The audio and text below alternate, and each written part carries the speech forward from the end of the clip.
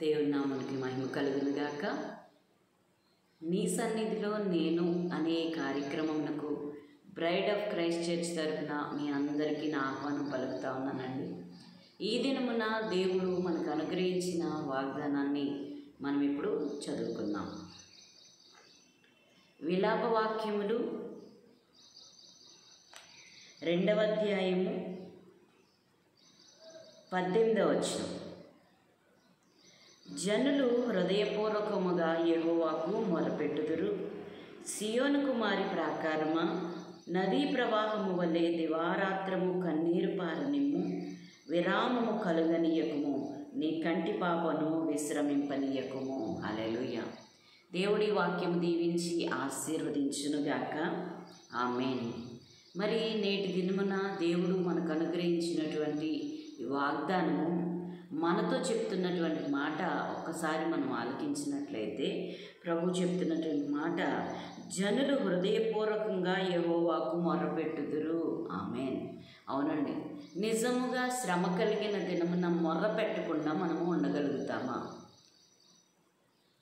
ఆపత్కాలమందు నీవు నాకు మొర్రపెట్టుము, నేను నీకు ఉత్తరం ఇస్తాను అని దేవుడు సెలవిచ్చిన్నారు. అలాగే విలాప వాక్యములో మరి 18వ వచనంలో జనులు హృదయపూర్వకంగా యెహోవాకు మొరపెట్టుదురు. అవును, హల్లెలూయా. దేవుడు చెప్తున్నటువంటి మాట, హృదయపూర్వకంగా మనం మొరపెట్టాలండి. తాత్కాలికముగానో చేశానంటే చేశాను అన్నట్లుగానో, నేను చేస్తున్నాను కదా అని చెప్పడం కొరకు చేయడంలోనూ నిజంగా ప్రతిఫలం లేదు. కానీ మన కళ్ళు ఆయన వైపు చూడాలి, మన కన్నీరు ఆయన బొడ్డిలో ఉండాలి. హల్లెలూయా. కన్నీరు కార్చడం అనేది చాలా శ్రేయస్కరం అండి. హల్లెలూయా. ఎక్కడ అంటే దేవుని సన్నిధిలో, దేవుని ఎదుట మనకున్నటువంటి, మనకు కలిగినటువంటి ప్రతి శ్రమ యావత్తు కూడా ఆయన సన్నిధిలో మొరపెట్టడం అనేది ప్రాముఖ్యమైనది. హల్లెలూయా. ఈరోజు మనుషుల్ని ఆశ్రయిస్తాము. వీళ్ళ దగ్గరికి వెళితే ఏదైనా ఉపశమనం దొరుకుతుందేమో, వీళ్ళ దగ్గరికి వెళితే ఏదైనా మనకు ప్రతిఫలం దొరుకుతుందేమో. మన యొక్క ప్రయత్నాలన్నీ కూడా అవి తాత్కాలికమైన ప్రయత్నాలు మనం వెతుకుతున్నాం. కానీ దేవుని సన్నిధిలో, దేవుని ఎదుట మోకాళ్ళలోని నీ కన్నీటిని గనక దేవుని ఎదుట కనబరచగలిగితే, ఈ దినమున చూస్తున్నటువంటి ప్రియ సహోదరుడి, సహోదరుడా, మరి చూస్తున్నటువంటి మనతోనే దేవుడు మాట్లాడుతున్నాడండి. నీ కష్టం ఏదైనా, నీ నష్టం ఏదైనా, నీకు కలిగిన ఇబ్బంది ఏదైనా, నీ మీదకు వచ్చినటువంటి ఉపద్రవము ఏదైనా కూడా, నువ్వు దేవుని తట్టు చూస్తున్నటువంటి ప్రియ సహోదరి, సహోదరుడా, దేవుడు ఖచ్చితంగా నీ జీవితంలో కార్యము చేయగలడు. నమ్మి విశ్వసించి, ఎలాంటి పరిస్థితికైనా చాలిన దేవుడని నీ యందు, ఆయన యందు మనము విశ్వాసం ఉంచగలిగితే గనక దేవుడు ఖచ్చితంగా కార్యం చేయగలిగిన దేవుడై ఉన్నాడు. నేటి దినమున ఈ యొక్క వర్తమానం వింటున్నటువంటి ప్రియ సహోదరి, సహోదరుడా, చూడండి, దావీదు నేను ఈ యుద్ధమునకు వెళ్ళగలనా అని దేవుని యొద్ద విచారణ చేసినట్లుగా మనం కూడా దేవుని యొద్ద, ప్రభువా, ఈ విపత్కర పరిస్థితులు, ఈ ఆపత్కాల పరిస్థితులు, ఈ గడ్డు పరిస్థితులు నా నుంచి దూరము చేయగలిగినది నీవు మాత్రమేనయ్యా.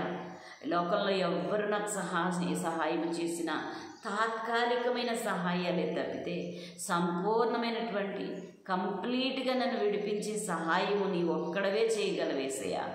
ఏసయ్యా, నన్ను రక్షించవా అని కనుక నేను అడగగలిగినట్లయితే, హల్లెలూయా, దేవుని యొక్క వాక్యమే సెలవిస్తుందని, మొరపెట్టు, నీ కన్నీటిని విడువుము అని దేవుని యొక్క వాక్యం సెలవిస్తుంది. ఎందుకో తెలుసా? మన కన్నీటికి చాలా విలువ ఉందండి. హల్లెలూయా. నిన్ను ధనం అడగడం లేదు దేవుడు, నిన్ను ఇల్లు రాసిమ్మని దేవుడు అడగడం లేదు, నీకున్న పొలాలమ్మని దేవుడు అడగడం లేదు. ఏమడుగుతున్నాడో తెలుసండి? నీ కన్నీటిని విడువు. హల్లెలూయా. దేవుడు చెప్తున్నాడండి, కన్నీరు చాలా విలువైంది. ఆ కన్నీటిని కనుక మనము విడవగలిగితే, కన్నీటిని మనం పెట్టుబడిగా పెట్టగలిగితే, మనము కట్టలేనటువంటి, మనము పెట్టలేనటువంటి, మనము ఇవ్వలేనటువంటి కార్యం అంటూ ఏమీ లేదండి. హల్లెలూయా. మనం కట్టలేనటువంటి, అంటే మందిరము కట్టాలని ఎంతో ఆశపడుతూ ఉన్నాం. మందిరం కట్టడం విషయంలో వచ్చే మరి ఆటంకాలు ఎన్నో ఉన్నాయి. ఎంతవరకు బయటికి ఏం చెప్తాం, ఇవన్నీ చిన్న చిన్న విషయాలు అని అనుకున్నాం. సొంత విషయాలు కాబట్టి క్లియర్ చేసుకుంటూ వెళ్ళాం. ఈ రోజున ఆ మందిరాన్ని ఆపడానికే కాలనీ వాళ్ళు అందరూ కూడా వస్తున్నారు. కానీ దేవుడు గొప్ప దేవుడు అండి. మన దేవుడు గొప్ప దేవుడు. మన దేవునికి అసాధ్యమైనది లేదు. నా దేవుడు గొప్ప దేవుడు అని నేను నమ్ముతున్నాను. మరి మీరు నమ్మినట్లయితే మందిరం కొరకు ప్రార్థన చేయండి. అలాగే మీ సొంత విషయాల్లో, మీకున్నటువంటి బాధల్లో, మీకున్నటువంటి కష్టములో యెహోవాయే ఆశ్రయదుర్గమని నమ్మి ఆయనకు మొరపెట్టు వారికి ఆయన సమీపముగా ఉన్న దేవుడని మీరు గనక నమ్మి విశ్వసించి ప్రార్థన చేయగలిగినట్లయితే ఈరోజు మీ మీద ఉన్నటువంటి బంధకమును దేవుడు మరి తీసివేయడానికి సిద్ధ మనసు కలిగి ఉన్న దేవుడు. మరి ఈరోజు దేవుడు చెప్తున్నటువంటి మాట, సియోను కుమారి ప్రాకారమా, హల్లెలూయా హల్లెలూయా. సియోను కుమారి ప్రాకారమా, నదీ ప్రవాహము వలె దివారాత్రము కన్నీరు పారనిము, విరామము కలుగనీయకుము, నీ కంటి పాపను విశ్రమింపనీయకుము, నీవు లేచి రేయి మొదటి జామున మొరపెట్టుము అని వాక్యం సెలవిస్తుందండి. హల్లెలూయా.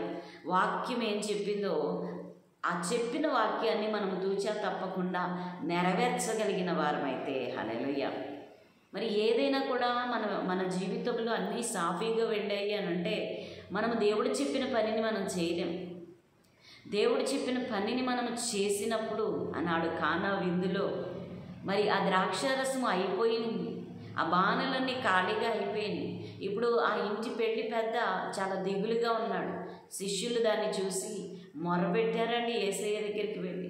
యేసయ్య తల్లి దగ్గరికి వెళ్ళి, అమ్మ ఏం చేయాలి ఇప్పుడు అని అడిగితే మరి మరియమ్మ గారు వెళ్ళి యేసుక్రీస్తు ప్రభు దగ్గరికి వెళ్ళి, నాయన మరి ప్రభువా మరి ఏం చేయాలి ఇప్పుడు అని అడిగినప్పుడు, నా సమయం ఇంకా రాలేదమ్మా, నాతో నీకేం పని, ఇదిగో నేను సమయం వచ్చినప్పుడు నేను చేస్తాను అని చెప్పి మరి ప్రభువారు ఈ విధంగా సెలవిచ్చారు.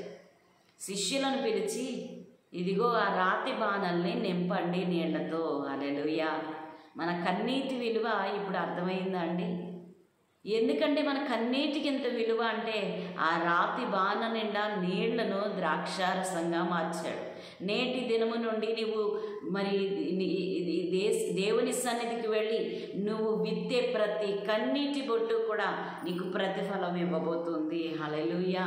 మరి శ్రద్ధ కలిగి పని చేద్దామండి. దేవుని పని కానివ్వండి, మన పని కానివ్వండి, ఏ పని మీదైనా కూడా మనము శ్రద్ధ నిలిపి పని చేద్దాము. హల్లెలూయా.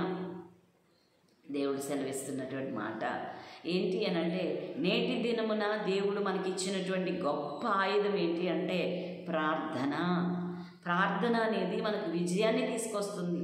అది కన్నీటి ప్రార్థన మరి గొప్ప జయాన్ని తీసుకొస్తుందండి. హల్లెలూయా.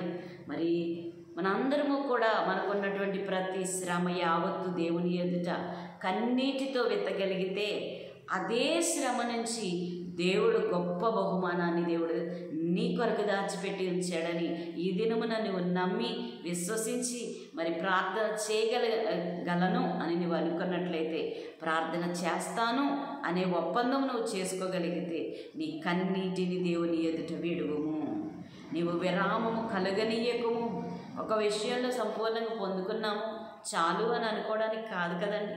మన జీవితము దేవుని రాకడ వరకు, మన జీవితము దేవునితో ఎత్తబడేంత వరకు ముడిపడి ఉంది. కాబట్టి ప్రతి దినమందున కూడా దేవుని సన్నిధిలో మొరపెట్టవలసిన వారమై ఉన్నాం. మన మొర ఖచ్చితంగా దేవుడు ఆలకిస్తాడు. హల్లెలూయా. మీకున్న యావత్ బాధ నుండి దేవుడు విడిపించబోతూ ఉన్నాడు. ఈరోజు దేవుడు చెప్పిన మాట, బాణల్ని నింపమన్నట్లుగా శిష్యులతో చెప్పినట్లుగా ఈరోజు మనతో దేవుడు మాట్లాడుతున్నాడండి. నీ కన్నీటిని మరి దేవుని సన్నిధిలో వెత్తమంటున్నాడు. ఆయనే ఒక బాణ, ఆయన సన్నిధే ఒక బాణ. ఆ బాణలో మన కన్నీటిని వెత్తగలిగితే హల్లెలూయా, మన కన్నీటిని నాట్యముగా మార్చే దేవుడు మనకు తోడై ఉన్నాడు.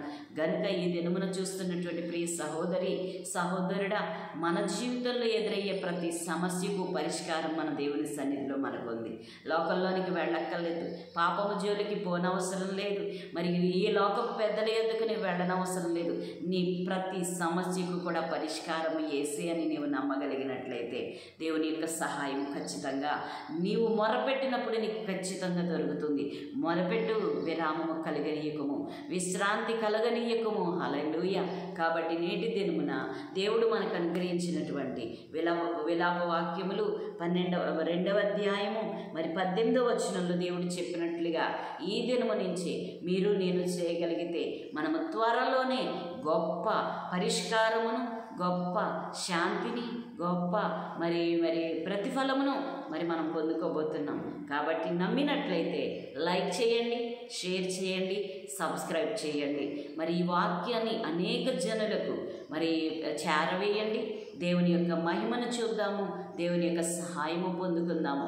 మనం ఏ విధంగా దేవునికి మహిమ తీసుకురాగలమో అలాంటి కార్యాలు ప్రకటించడం, ఊర్లోకి వెళ్ళి ప్రకటించలేకపోతున్నామండి. మరి అందరికీ వెళ్ళి ప్రకటించలేకపోతున్నాము. ఈ యొక్క చిన్న వీడియోని షేర్ చేసినట్లయితే మరొకరికి ఆదరణ ఇచ్చే మాటను మనం చేరవేసినట్లే. కాబట్టి ప్రతి ఒక్కరూ కూడా ఈ యొక్క వీడియోని ఎవరికో 2-3 షేర్ చేయండి. దేవుని దీవెనను పొందుకోనండి. అంతేకాదండి, ఈరోజు దేవుడు మనతో మాట్లాడినటువంటి ఈ మంచి మాట మన హృదయంలో పెట్టుకుని దేవుడు చెప్పిన పని శిష్యులు చేసినట్లుగా, అక్కడ గొప్ప కార్యాన్ని చూసినట్లుగా మనమును కూడా మన యొక్క కన్నీటిని దేవుని సన్నిధిలో విత్తి మన జీవితంలో మనకున్నటువంటి ప్రతి ప్రశ్నకు కూడా సమాధానము దేవుని సన్నిధిలో పొందుకుందాము. దేవునికి మహిమ కలుగును గాక. ప్రార్థించుకుందాము, తలలు వంచుకుందాం. మహాపరిశుద్ధుడా, మహాగణుడా, సర్వోన్నతుడా, నేటి దినమున మీరు ఇచ్చినటువంటి గొప్ప వాగ్దానము తండ్రి నాయన, మా కన్నీటికి విలువ ఉందంటున్నావు. ఆనాడు బాణలో వేసిన కన్నీరు ప్రభా తండ్రి నాయన ద్రాక్షారసముగా మార్చావు. అది ఒట్టి ద్రాక్షారసం కాదు, ఈ లోకపు ద్రాక్షారసం కాదు, పరలోకపు గవని నుండి మీరు తీసుకొచ్చి ఇచ్చినటువంటి ఆ యొక్క ద్రాక్షారసము మునుపెన్నడను కూడా ఇలాంటి ద్రాక్షారసమును మేము తాగి ఉండలేదు అని ప్రభా అక్కడ పెద్దలు చెప్పినట్లుగా, అయ్యా మేము మీ ఎదుట విత్తబోయే ప్రభాతని ప్రతి సమస్య కూడా నేటి దినమున ప్రభాతని మీరు ఇచ్చిన వాగ్దానము ద్వారా ప్రభా మేము నాట్యమాడి ప్రభా నేను స్తుతించినట్లుగా తండ్రి నాయన మాకు అన్నిటిని ప్రభాతాన్ని ఎదుట పెట్టినట్లుగా మాకు సామర్థ్యమును దయచేసి దీవించి, అయ్యా చూస్తున్న ప్రభా తండ్రి నాయన వ్యూవర్స్ అందరినీ కూడా దీవించండి, సంఘస్థులను దీవించండి.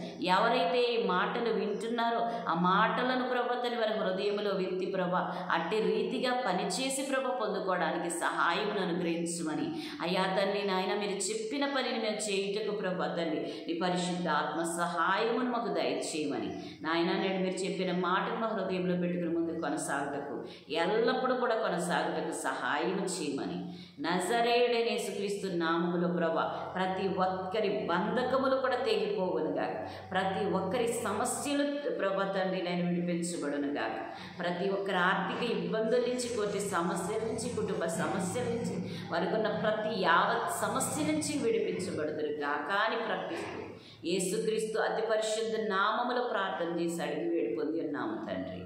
ఆమేన్, amen, amen. Praise the lord.